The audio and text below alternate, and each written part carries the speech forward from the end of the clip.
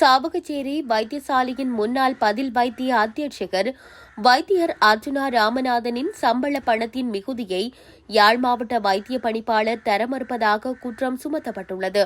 குறித்த விடயத்தை சமூக வலைதளம் ஒன்றுக்கு வழங்கிய விசேட காணொலி ஒன்றில் வைத்தியர் அர்ஜுனா தெரிவித்துள்ளார்.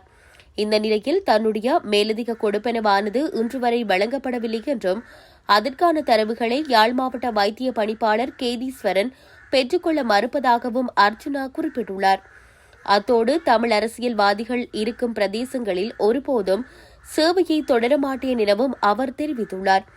மேலும் அரசினால் வழங்கப்பட்டுள்ள விடுதியை 3 மாத காலம் தனது பாவனைக்காக வைத்திருப்பதாகவும் அதனை உடைக்கவோ வேறு நடவடிக்கை மேற்கொள்ள திட்டமிட்டால் சட்ட நடவடிக்கை மேற்கொள்ளப்படும் எனவும் அர்ஜுனா எச்சரித்துள்ளமை குறிப்பிடத்தக்கது.